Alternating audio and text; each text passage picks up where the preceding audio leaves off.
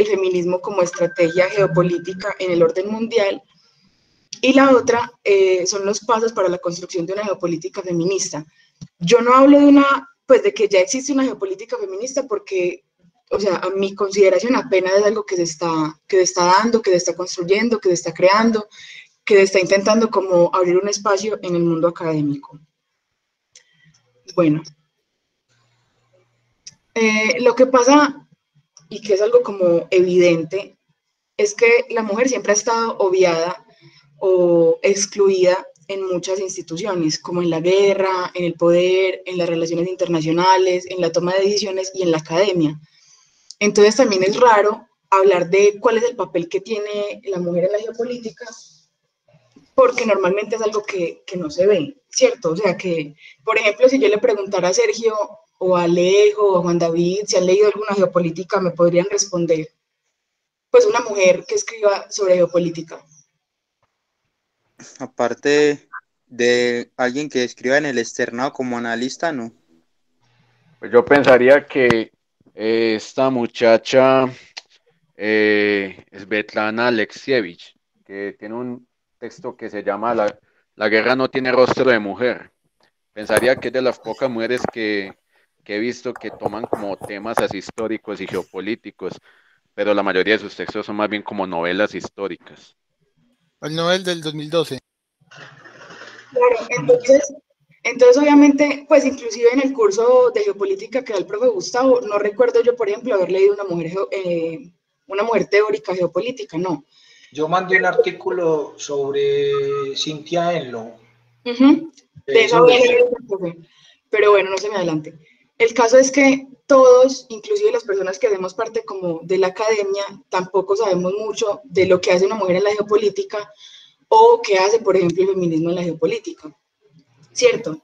Pero más allá de que el feminismo quiera reclamar los mismos cupos en la academia que tienen los hombres o los mismos cupos que los hombres tienen en el poder, lo que pide el feminismo en la geopolítica es un cambio estructural que haga que cese la incesante violencia que ha caracterizado a los estudios geopolíticos y las relaciones internacionales. O sea, el feminismo no solamente está pidiendo integración, no solamente está pidiendo que se incluya a las mujeres, no solamente está pidiendo que a las mujeres se les dé voz o que se les lea. Perdón, es que mi perro está acá. Sino que lo que quiere la geopolítica, lo que quieren las mujeres dentro de la geopolítica es cambiar ese paradigma, esa construcción de que la geopolítica es una institución, pues por decirlo así, que se ha encargado de estar al servicio siempre de la guerra y que esa guerra siempre ha estado compuesta y dirigida por hombres. Ahora, otra de las cosas que es importante tocar acá es como el tema del lugar de enunciación. Obviamente, si ahora leemos, no sé, la teoría que puso una mujer en África sobre su situación, pero leemos otro geopolítico estadounidense o alemán o francés que habla de la misma situación, a lo mejor prime la teoría o las palabras de este hombre en vez de las de la mujer. No solamente porque ella sea una mujer, o sea, no la estoy degradando por el género, sino porque existe el lugar de enunciación, que es el privilegio desde donde se habla, ¿cierto? Eso es algo que atraviesa absolutamente a todas las instituciones, a todas las personas, a todos los análisis, y es que tendemos a creerles más a ciertas personas que a otras solamente por su condición, su lugar, su género, su raza, bueno. Bueno, y el feminismo y la geopolítica también surge de esta parte de la geopolítica crítica. Pero yo tengo como una pregunta y es si hace parte de inclusión o es un formalismo. O sea, porque normalmente lo que se está haciendo ahora es que se está incluyendo un montón de mujeres, pero no se les da voz, se les da voto, simplemente es un tema formal, es apariencia, es mostrar que sí hay inclusión, que sí hay paridad, pero en realidad una verdadera inclusión es complejo. Entonces, este camino como que empiezan a recorrer las mujeres en la geopolítica es lento, es pausado, está en proceso y no tiene obviamente mucha voz. Bueno, yo quería intentar como relacionar cómo el feminismo se convierte en una estrategia geopolítica.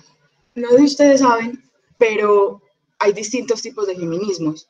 O sea, no solamente no se puede hablar solo de un feminismo, sino que hay múltiples feminismos. Está el feminismo latinoamericano, el feminismo islámico, el feminismo afro. Entonces, entre todos los feminismos, hay un feminismo que se conoce como el hegemónico, ¿cierto? ¿Qué es ese feminismo hegemónico? El que lo hablan unas mujeres normalmente occidentales y que tienen unas luchas diferentes a las de una mujer, por ejemplo, judía o una mujer en África, ¿cierto? Estas mujeres que hacen parte como de esta corriente son laicas, no quieren tener hijos y por lo tanto quieren que el resto de mujeres del mundo sean iguales a ellas. Entonces, ¿qué pasa? Hay corrientes dentro de los discursos hegemónicos actuales que se han apropiado del feminismo y lo usan como una estrategia geopolítica para poder justificar o legitimar acciones o mantener su régimen, mantener su orden y mantener las cosas como están, pero en nombre del feminismo. ¿Por qué? Porque este feminismo no cuestiona, simplemente termina justificando ciertas relaciones de poder. Un ejemplo, por ejemplo, un ejemplo de esto, por ejemplo, es el discurso que dio Laura Bush en la invasión a Afganistán. Después del ataque a las Torres Gemelas, empezaron a haber unas alocuciones presidenciales y en una de ellas sale Laura, que es la esposa del presidente, que en esa época estaba generando un montón de discursos de odio y discursos que legitimaran su entrada a Afganistán. Y entonces uno de esos discursos lo da Laura y ella dice que hay que liberar a las mujeres de la burka, que la burka es el atuendo con el que ellas se visten, hay que liberarlas de la opresión de los hombres, ellas tienen que estudiar, ellas no deberían tener hijos, no deberían quedarse en su casa criando los hijos. Entonces, ¿qué pasa con este tipo de discursos que, o sea, es feminista, pero no se debería confundir con un altruismo porque al fin y al cabo este feminismo lo que intenta hacer es que impone un deber ser de una mujer. O sea, existen mujeres que se les debe respetar su religión, su culto, su raza, y si hay mujeres que se apropian de ella, por ejemplo, las mujeres musulmanas, si se apropian de su burka y se sienten bien con ella, ¿por qué otra mujer le tiene que decir, no, es que tú no puedes usar la burka, es que es de explotación? Entonces, el hecho de que impere un determinado concepto de lo que debe ser una mujer, que en este caso es lo que pretende este feminismo, hace que se mantenga un status quo o que cierto tipo de acciones se den. Entonces, por ejemplo,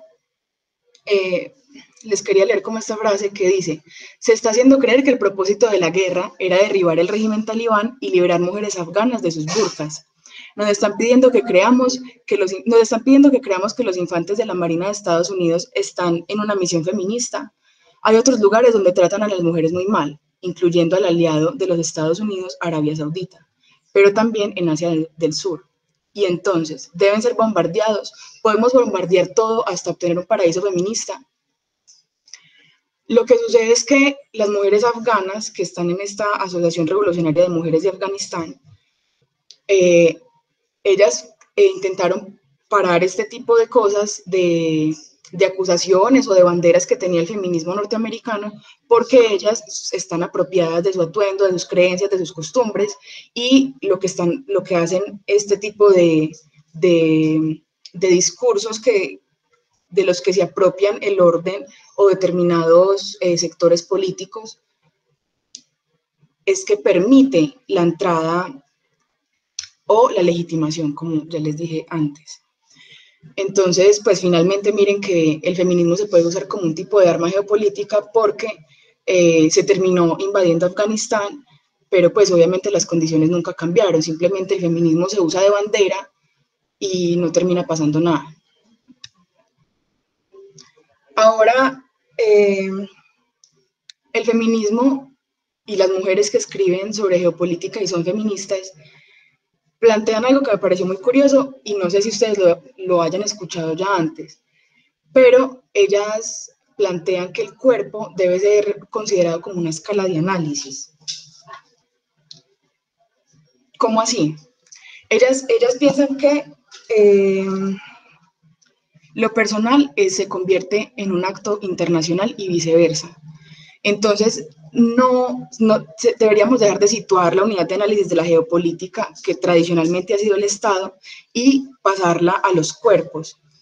Entonces, ellas dicen que cualquier experiencia, cualquier decisión que se tome en el marco de la geopolítica, en el marco de las relaciones internacionales, termina afectando las vidas cotidianas de las personas. O, por ejemplo, estas decisiones hacen que se creen discursos que afecten las percepciones de los países a los que se dirigen estas narrativas. Por ejemplo, lo que pasaba en Estados Unidos y Afganistán.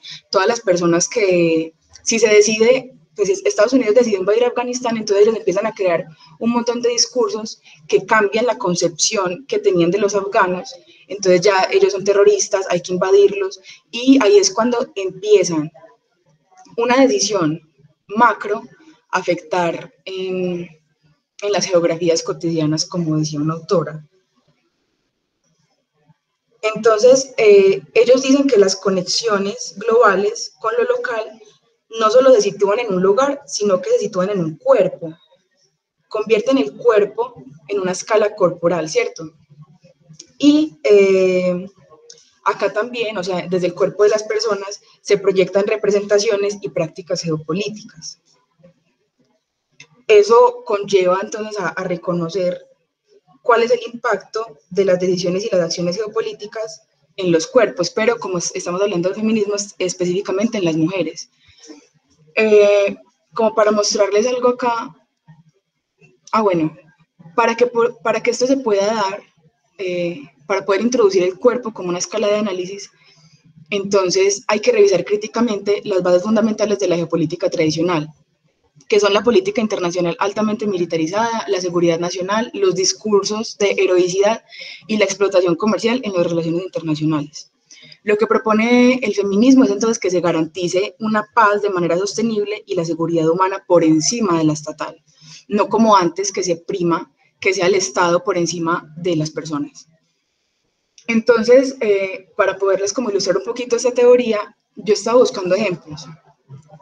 Entonces, por ejemplo, en este libro que se llama Bananas, Beaches and Bases, de Cynthia Enloe, ella plantea varios ejemplos. Uno, por ejemplo, es la plantación de banano en Brasil, o en lugares de minería o explotación forestal, en donde se dan ese tipo de relaciones comerciales que son a nivel de escala macro de producción.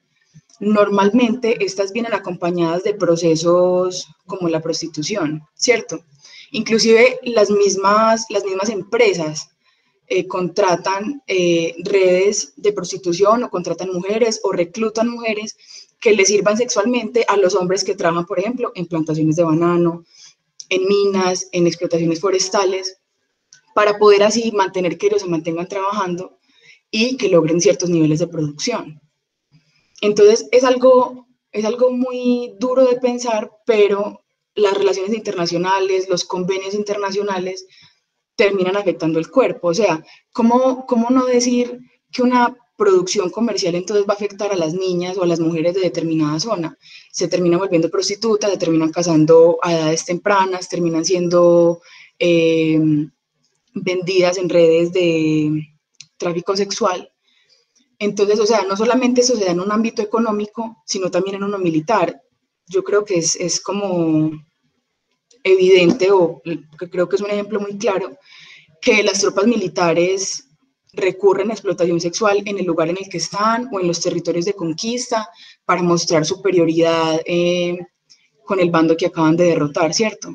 Entonces, son acciones internacionales, decisiones macro, pero terminan afectando el cuerpo y la vida de las personas que están ahí. Entonces, acá es cuando toma sentido esa propuesta que hacen las geopolíticas feministas, y es que se tome el cuerpo como una unidad de análisis, porque claro, después de que te hacen una plantación de banano o hay una producción industrial cerca a tu casa, las condiciones para las personas que están ahí cambian. Entonces acá es como lo personal se vuelve internacional y viceversa. Acá también trae un ejemplo, que era que el ejército pakistaní invadió a Bangladesh en 1971. Y se registró que en diferentes frentes lo que se hizo fue que se les bombardeó con mucha pornografía. Entonces, al ellos tener como esos niveles como de excitación tan altos, ganaron la guerra y a las mujeres del territorio hubo índices de violaciones increíblemente altos.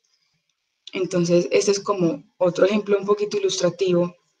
Yo no sé ustedes qué piensen de esto, porque yo sé que ustedes están acostumbrados a escuchar otro tipo de teorías, otro tipo de cosas, pero eso me parece algo muy, pues muy real. O sea, es momento de que ya situemos la mirada en otro tipo de sujetos o deconstruyamos esa visión de la geopolítica que solamente es un arma para la guerra, sino que necesitamos una geopolítica incluyente, una geopolítica más diplomática, pues hasta que las condiciones del orden mundial lo permitan, ¿cierto? Ya, bueno. ¿Puedo Sí, opinar? sí, ya solamente estaba haciendo como... Ok, muchas gracias, Sofía. Bueno, Bueno, ¿qué opinan? pues primero que todo, vuelvo pues a saludar por ahí a la usuario Sabrina 0110. No sé si será una nueva compañera o será alguien que retornó después de hace mucho tiempo. Y en segundo ya en concreto, bueno, lo primero que veo, si Sofía tiene cierta razón en cuanto a la geopolítica que puede ser tratada desde el punto de vista de los cuerpos, porque inclusive hoy en día eso es utilizado como arma o como estrategia. Un ejemplo en el caso de del PKK o de los movimientos kurdos, que en el cual se exalta o se resalta mucho la labor de la mujer dentro del proceso político. Ese podría ser un buen ejemplo en ese aspecto. Yo no sé si Sofía lo pensaba desde el punto exclusivo como de el trato del ser humano o lo vinculabas también con algún aspecto político. Es mi pregunta. Gracias.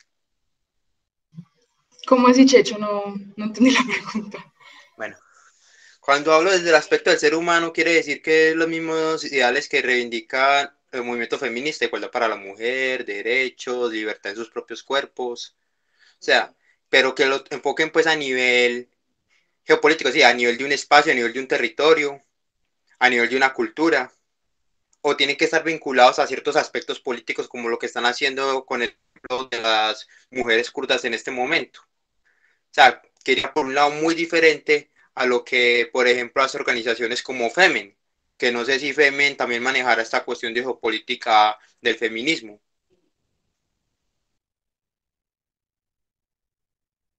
No, Checho, la verdad no creo que se deba como reducir solamente a un espectro netamente, pues a determinadas cosas. Yo creo que puede aplicar para todo. O sea, me parece que inclusive pues puede ser un enfoque de análisis distinto que podría funcionar bastante. Bueno, gracias. ¿Puedo hablar? Sí, profe, pero espérame, yo le respondo a Juan Daniel que me puso algo en el chat. Sí, también es cierto. Es que o sea, las que escriben para relaciones internacionales y geopolítica van muy de la mano. Entonces, la mayor parte de cosas que pude encontrar eran de relaciones internacionales. Pero pues intenté mezclar ambas, pero sí, tienes razón. Exacto, es que ahorita Juan David le estaba preguntando cuáles eran las diferencias, porque muchas veces entre relaciones internacionales y geopolítica se vuelven muy difusas. Pero él me dijo que se adscribía la diferencia, la mayor diferencia de todas, en que la geopolítica en última instancia considera el espacio, o sea, considera el territorio en el que se está dando este tipo de procesos. Entonces, por eso me parece que el tema de el feminismo, como tú lo estás planteando, que es un tema más globalizado, menos de un espacio concreto, va en pro de las relaciones internacionales y no tanto desde la geopolítica. Pues yo realmente creo que se puede tomar en ambas, porque el feminismo es una corriente ideológica y si bien se puede analizar en las relaciones internacionales también aplica en los territorios, porque como te decía ahorita, no hay un solo feminismo, hay muchos feminismos. El feminismo depende de en qué país te sitúes, en qué contexto te sitúes, en qué espacio geográfico estés.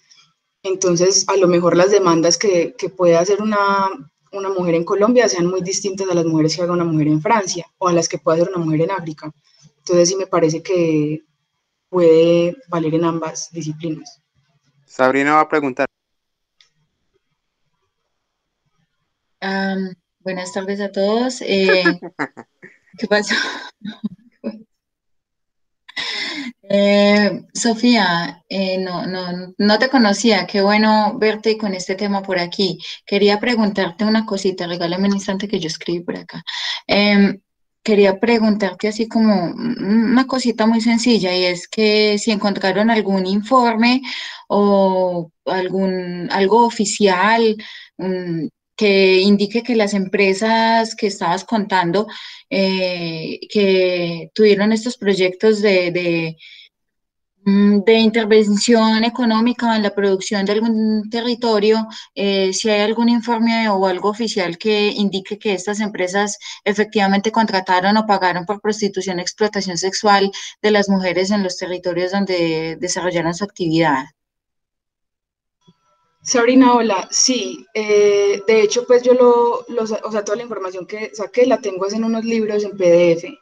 Uno se llama La industria de la vagina, que es de Sheila Jeffries, y el otro es de Bananas, Biches, Envases, y es de Cintia. En ambas tratan esos temas. Si quieres te los paso. Pues no sé, cómo, si te interesa te los paso. Ahí están, y ellas hablan de una manera más detallada de esos informes y de las formas de relación entre prostitución y comercio. Muchas gracias. Sí, si me lo pudieras quizás escribir en el chat o algo, te agradecería, que me interesa conocer un poquito más de algunos casos o algo que pueda leer sobre esto. Muchas gracias. Dale, Sabrina, ahorita te los paso. Eso, Profe.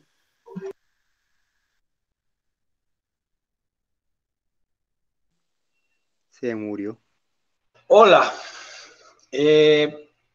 No, lo que básicamente quería complementar respecto de lo que está diciendo Sofía, lo que pasa es que Sofía toca un aspecto que es muy concreto en este asunto, y es,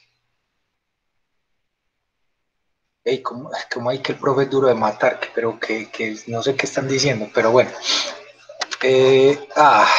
Es que no me respetan, no me cuartan. Ya no los invito a nada.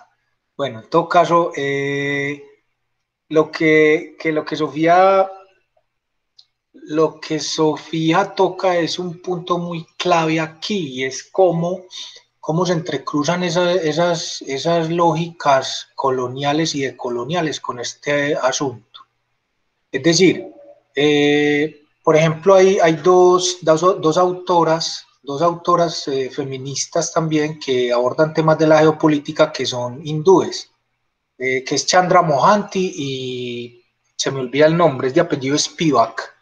Ambas son de la India, y ambas hablan, por ejemplo, cómo, y de hecho ya están enfrascadas en una pelea brava con las feministas del primer mundo, lo que se puede llamar el primer mundo, porque ellas dicen es que las luchas de ellas, se puede decir que dejan de lado los análisis que hay que hacer, por ejemplo, en África, ¿cierto? O sea, casi que dicen es que sus luchas no son nuestras luchas, o sea, las luchas nuestras pasan por otros meridianos, si se quiere, y casi que las acusan de, ¿cómo decirlo?, de eurocentristas, pues, de colonialistas.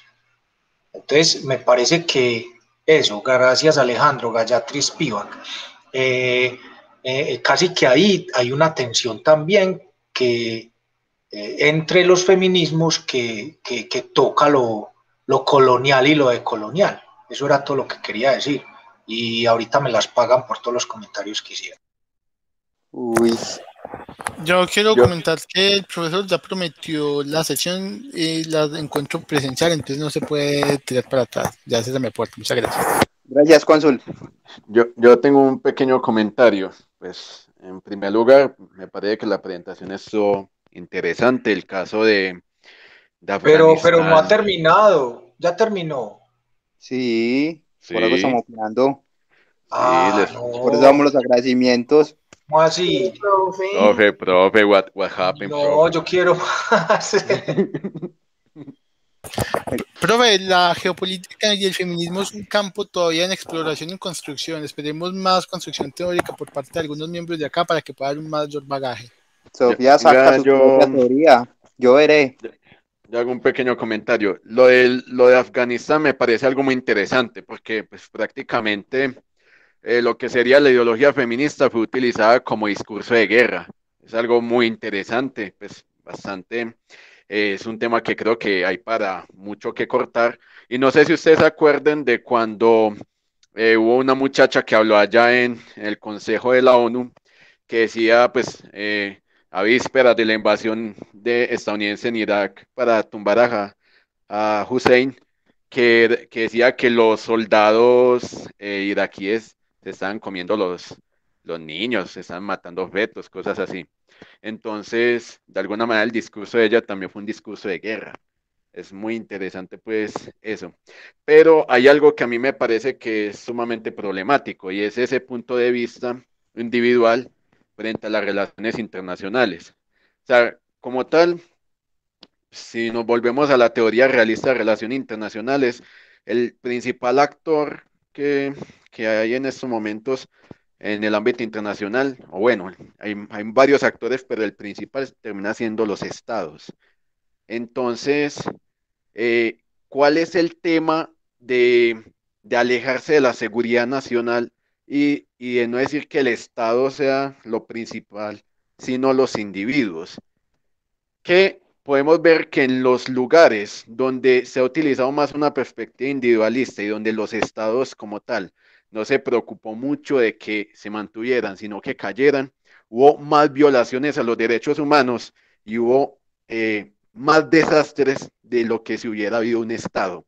Tenemos el caso de Somalia, el caso de Libia en Sudán, tenemos el caso de lo que está pasando en estos momentos en la zona anárquica del Donbass, en Ucrania, y es que como tal, si bien la estructura estatal no es perfecta, el Estado es el único al que los ciudadanos le pueden reclamar derechos, o bueno, en un Estado constitucional eh, tipo occidental, porque un Estado tipo Arabia Saudí usted no puede reclamar mucho que digamos, pero es eso, o sea, como tal al Estado tú le puedes reclamar derecho al Estado porque la estructura legal permite eso.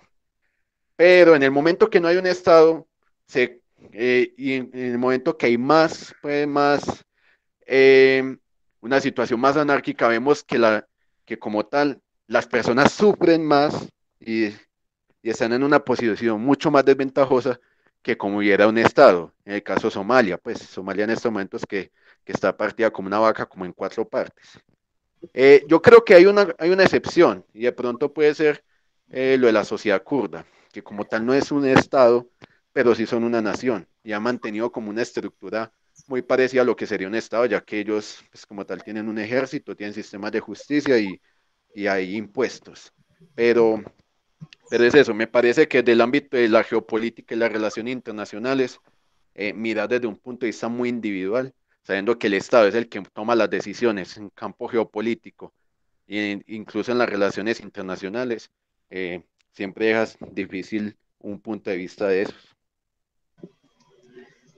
Juana, pues lo que el feminismo plantea no es que desaparezca el Estado, o sea, eso ya sería como anarcofeminismo o algo así.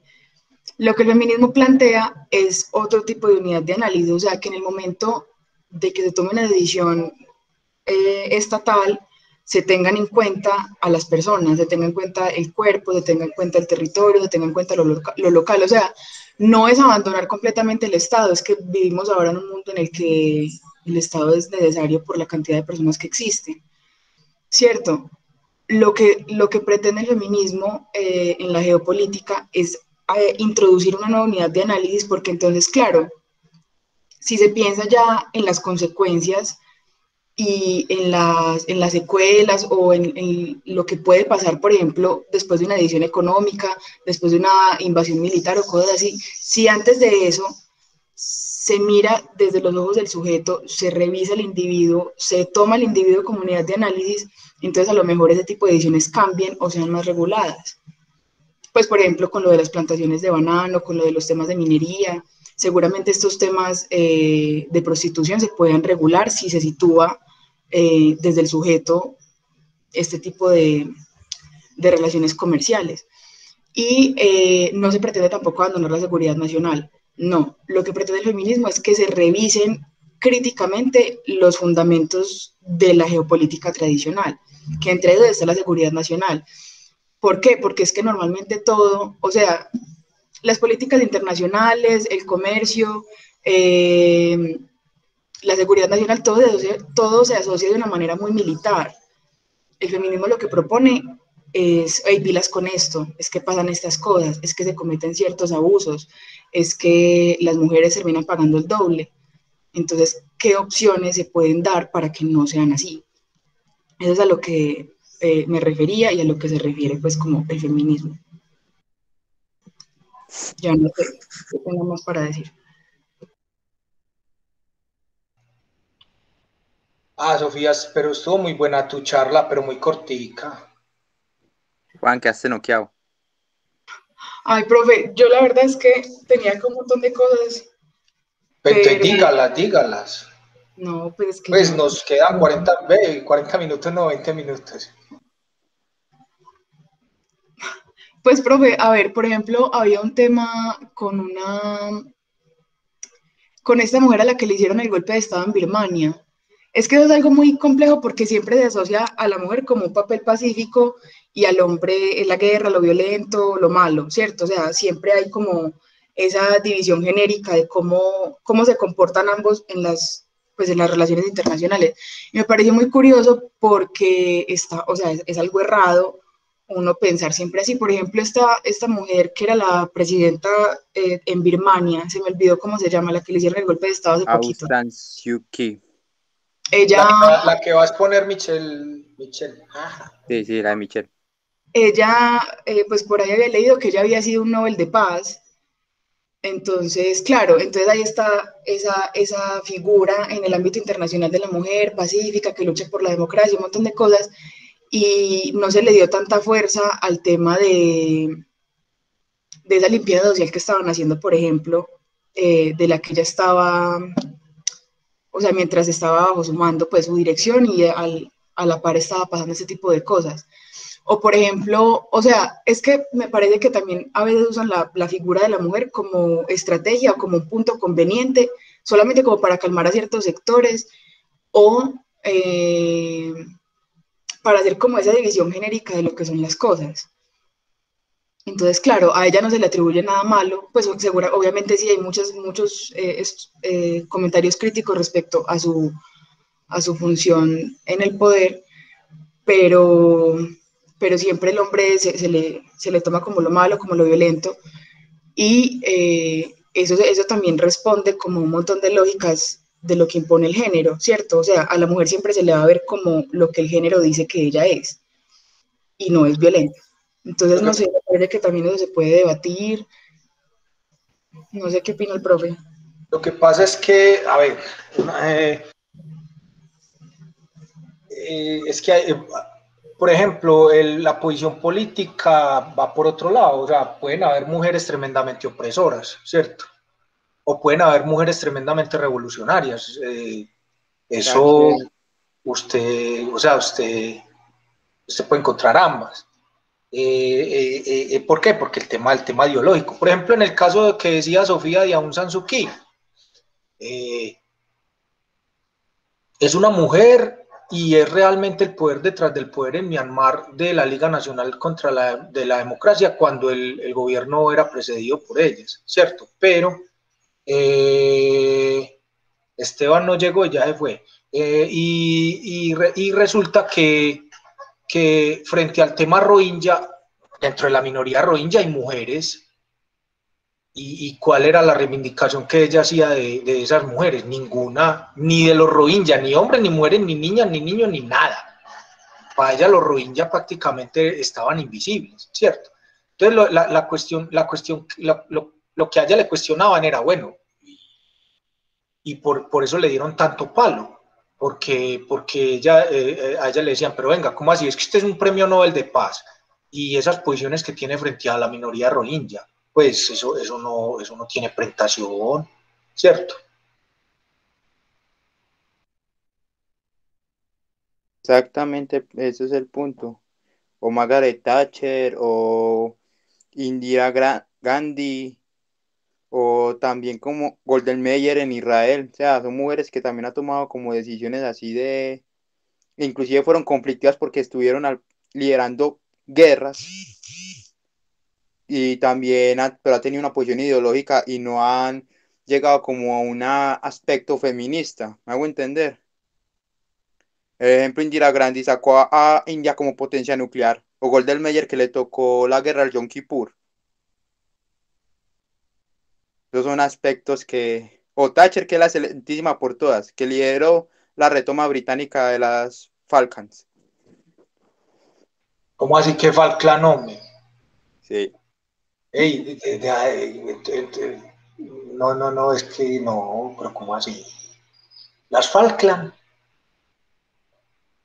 Es más, es la Falkland, las dijo hasta mal. Sí, sí. No, pero lo que le, sí, lo que le decía a Sofía, pues, y lo que Sofía decía es eso, es decir,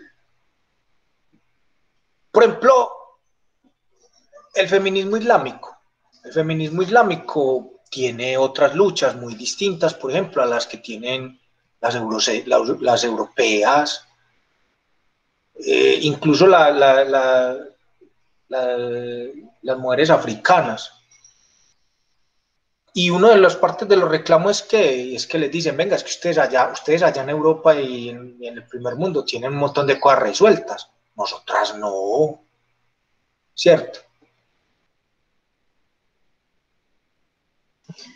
Sí, profe, pues mientras unas en un lado están pidiendo aumentos en el sueldo o igualdad, pues como en los sueldos, otras apenas están luchando porque quieren trabajar. Les pongo un ejemplo. En Europa de pronto las mujeres luchan por el tema de...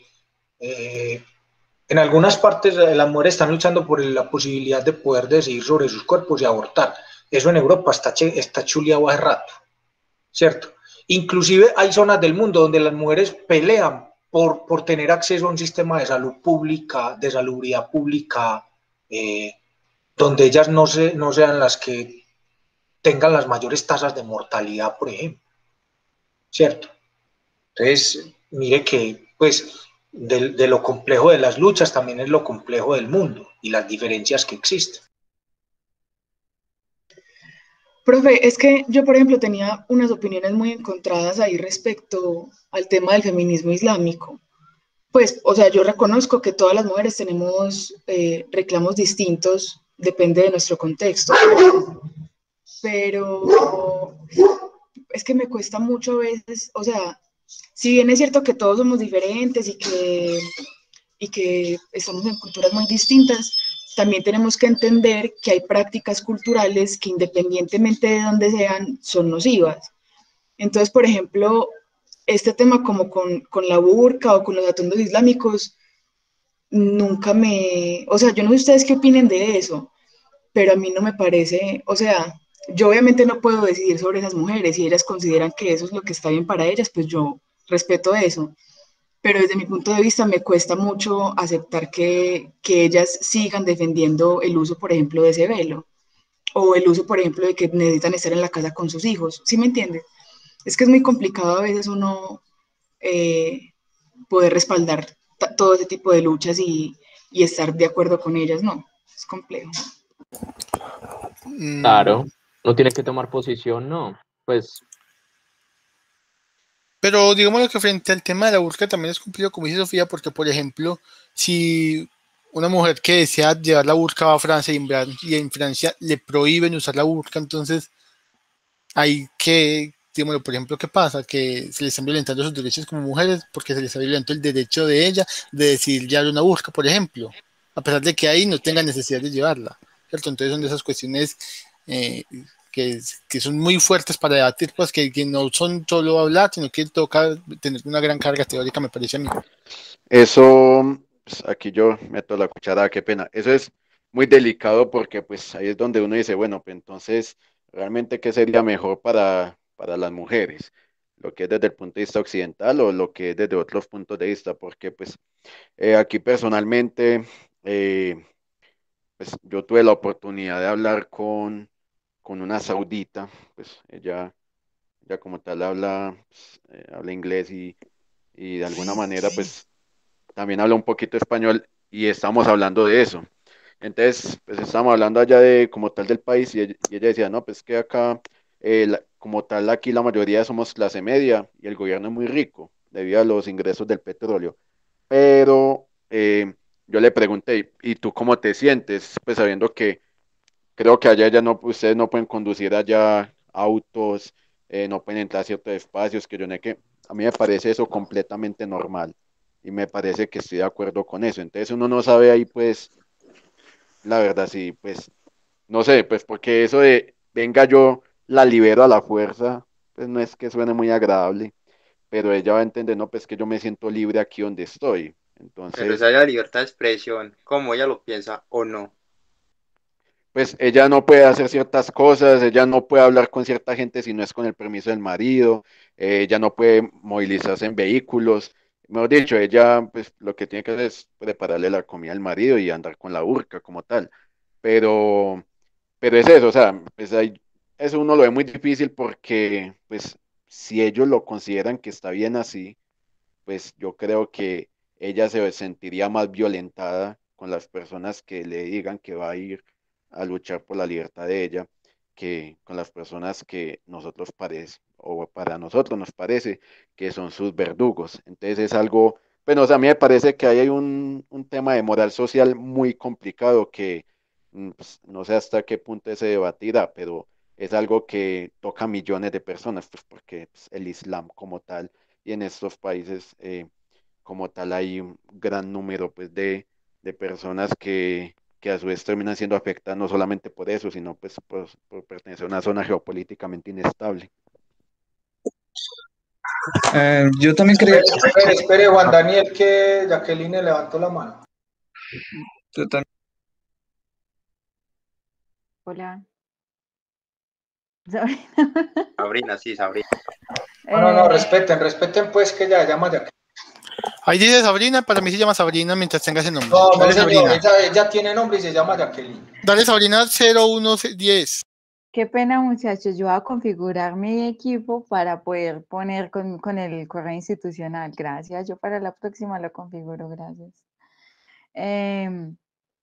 No, miren, que quería también contarles, Juan, de pronto tu amiga quizás te habría hablado acerca de que es que para las mujeres que tienen como esa, esa cultura y también que hacen parte del Islam en el burka, en el hijab o en cualquier otro tipo de velo, ellas no ven esto como un símbolo de opresión, sino como un símbolo de protección.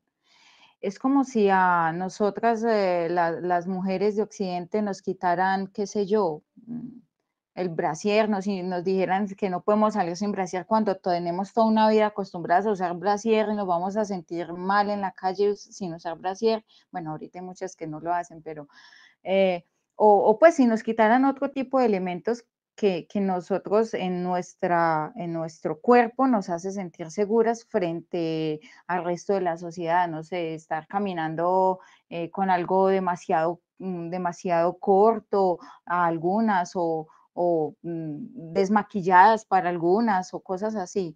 Para ellas eso significa quitarles el hijab o el velo, como una desprotección frente a la sociedad. ¿Cómo van a tener acceso el resto de hombres y mujeres a ver mi cabello. Es como si para una tuvieran el acceso a verlo desnudo o algo así. Entonces hay que pensar en eso em, que decía por aquí Sofía, que liberarlas a la fuerza es someterlas de otra forma. Piensen un poquito como en términos de qué sentiría una mujer si le quitan algo que ustedes consideren que es importante para ella desde su vestimenta o desde su físico, no sé, cortarles el cabello a algunas o algo así. Es lo mismo para ellas.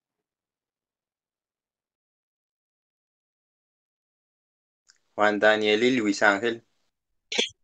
Bueno, no, mi intervención iba muy por el camino en el que iba Sabrina, en el que eh, Ustedes me la van a volar a mí.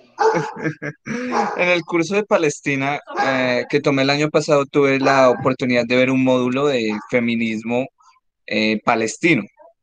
Y como ella decía, el burka y todo este tipo de cosas se resignifica. Entonces en Occidente tenemos una mala connotación de ese tipo de vestimentas, pero para ellos tienen un significado totalmente distinto.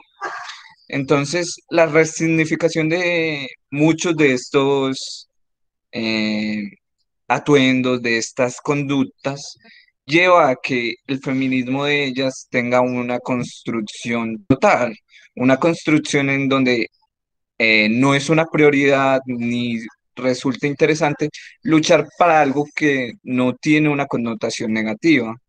Entonces, en ese aspecto me parece que tenemos que estudiar o el bloque de feminismo geopolítico como nueva rama dentro de la disciplina debería estudiar eh, cada feminismo territorialmente y así saber en qué se consolida, cómo se basa, para poder comprender así las luchas que se llevan en distintos lugares.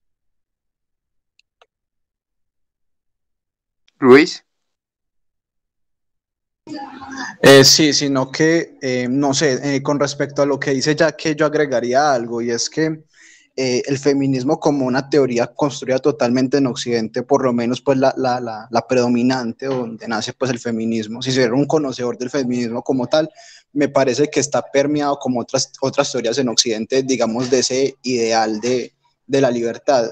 Es decir, nosotros leemos a la mujer islámica o la mujer pues que vive en Arabia Saudita, un lugar pues un poquito más conservador, y la leemos digamos desde la percepción de nosotros de la libertad, liberarla. Y me parece muy importante lo que dice Jacqueline, o sea, la mujer allá se lee desde la protección.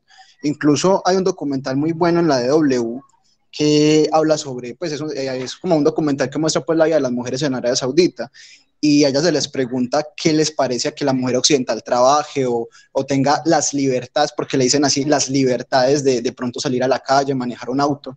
Y las tipas dicen como, es que a nosotros nos parece que las mujeres occidentales son unas desafortunadas porque no tienen, digamos, esa protección de un esposo, la seguridad de una propiedad o la seguridad de que tiene, digamos, unos hijos o unos hermanos, unos tíos que la van a proteger cuando salga a la calle. Entonces es eso, o sea, no tener como una visión desde nosotros, sino también tener en cuenta, digamos, esas percepciones que tiene la mujer, por ejemplo, en el Oriente Medio y especialmente pues allá en Arabia Saudita. Sí, sí, eso es la misma connotación que se tuvo inclusive cuando fui con los del semillero de Asia a la mezquita. Ellos decían que como la mujer por su concepción de cierta fragilidad y por las dificultades que le daba conseguir un empleo, entonces necesitaba tener un soporte de alguien para poder sostenerse o tener al menos unos bienes en que apoyarse en caso de que llegara a faltar a alguna pareja, padre o hermano que estuviera allá a cargo.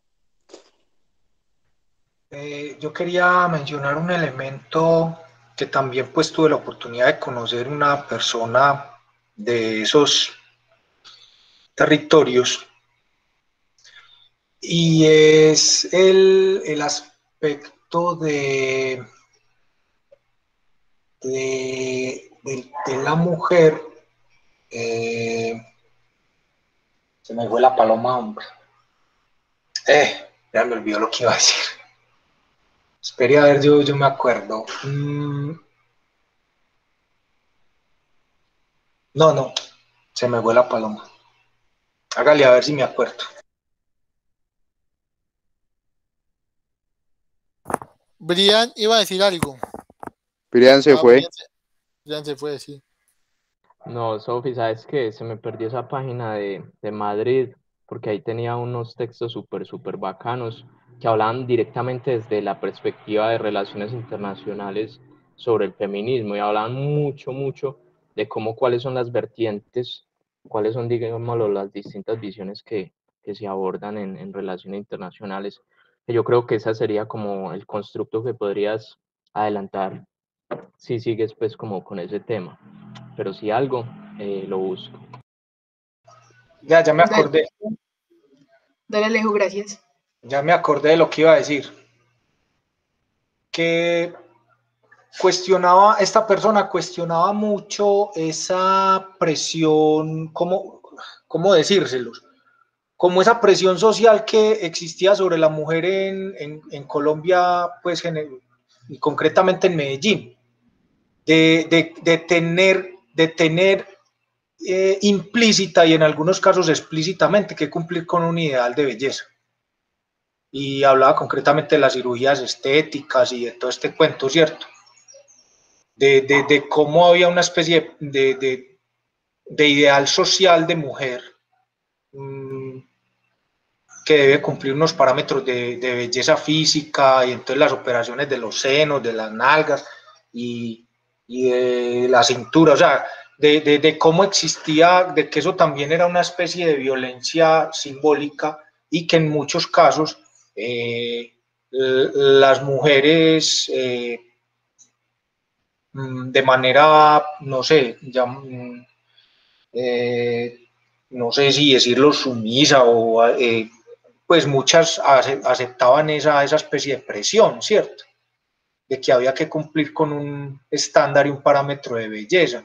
Y entonces esa persona me cuestionaba eso decía, en mi país eso no pasa, eso es inaceptable, que a una mujer se le someta, y ustedes saben, por ejemplo, que hay casos de, pues no sé, traquetos o pillos que casi que en donde la cosa se hace casi explícita, pues, de casi que obligar a la pareja a operarse, ¿cierto?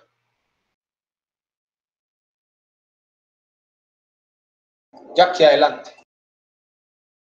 Sí, profe, vea, no, lo que hay que también hacer una lectura del asunto es que nosotros vivimos en un mundo muy diferente de esas personas. Si tenemos en cuenta, por ejemplo, que el Islam es una religión que tiene, no sé, 1300 años o algo así, o 1500 años. Entonces pensémonos en un cristianismo de 1500 años. Cuando el cristianismo, 2000, más antiguo. ¿qué? ¿El Islam más antiguo que el cristianismo? Al contrario. Por eso, o sea, pensémonos en un cristianismo de 1500 años. Eh, ¿Cuáles eran las necesidades de las mujeres en esa época? Las necesidades no eran de una libertad como la idea que tenemos hoy de libertad, sino también de un proteccionismo por parte de los hombres. Entonces siempre iban a buscar como esas posiciones de protección. Las mujeres se casaban por una conveniencia económica, por un asunto que no tenía nada que ver con si querían o no. Entonces también hay que ver como que es que a las mujeres buscan una protección, así que seguramente esas mujeres, si tuviesen la oportunidad de vivir con la perspectiva del mundo que nosotros tenemos o con la idea del mundo que nosotros tenemos, probablemente quisieran tener esa libertad que no es útil a nuestro contexto. Pero si pensamos en ellas y como en sus lógicas de sociedad y sus dinámicas de vida, está muy bien así pues se siente muy bien así como están, teniendo una protección, no una libertad. Interesante el tema.